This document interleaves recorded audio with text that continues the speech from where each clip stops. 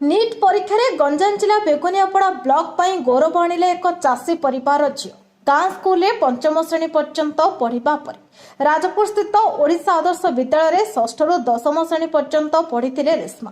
दशम बोर्ड परीक्षा रे 93% मार्क रखी उत्तीर्ण हो करापल्ली स्थित ओडिशा आदर्श विद्यालय पर नीलकंठ नगर शिशु विद्या मंदिर में कोचिंग नहीं रेश्मा।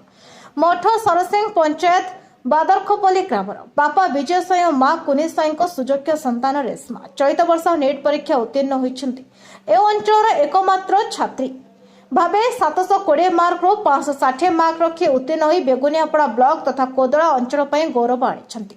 चलित वर्ष नीट परीक्षा 8250 रैंक रे पास होते तेज चषा परिवार छात्री एभली सफलता को नहीं बापा मां निजर आर्थिक दुख कष्टर मूल्य मिलवा सह गर्व अनुभव करिसेंति। प्रथम राउंड रे ब्रह्मपुर स्थित एमकेएसजी मेडिकल सीट मिली। आगामी दिन में मध्य उत्तम अध्ययन कर सफलता हासिल करने लक्ष्य रखिथिबा कहिसेंति रेश्मा। बापा मां और शिक्षक शिक्षयित्री प्रेरणा आज बड़ सफलता देथिबा प्रकाश करिसेंति रेश्मा। झीर एभली सफलता को बापा मां आखिरे खुशीर लुह झरी जाइछि। शुक्रवार बेगुनियापड़ा अंचल सामाजिक विजय कुमार नायक कृष्णचंद्र पल्लई रेश्मा परिवार निकट में पहुंची शुभेच्छा और शुभकामना जणाइछंति। नमस्कार, जय जगन्नाथ। मु रेश्मा साई मु गंजाम जिलार बेगुनियापड़ा ब्लॉक रो मठ सरसिंह पंचायत निकटस्थ बादरखपल्ली ग्रामर मु 2022 मसीह 10th रे उत्तीर्ण होइथिली ओडिशा आदर्श विद्यालय राजकोपुर ओएवी रे एवं मोर +2 करापल्ली ओएवी रे सेठू से 10th रो रिजल्ट अनुसार मते आइकॉनिक ओएवी रे पढिबार चांस मिलथिला। सेठी मु मोर 12th कंप्लीट करछि। देन मु गोटे इयर नीलकंठ नगर रे थिबा शिशु विद्या मंदिर रे कोचिंग नेथिली आउ तापरे एई वर्ष नीट रे ऑल इंडिया रैंक 8250 रे मु उत्तीर्ण होइछि।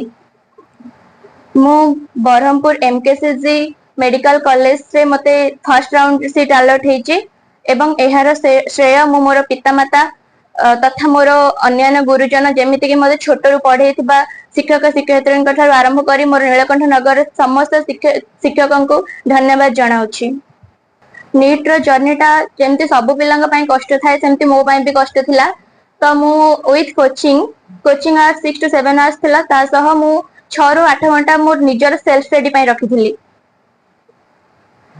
मु जेहेतु गोटे ग्रामरु आसी अछि जोठी लोक माने प्राय तो जानंतिनी नीट कोन तो आज हुए तो मो पाई मोर छोट अवदान पाई बहुत सारा लोक जानिबा पाइथे मो गाँव कि नीट बोली कोन अछि।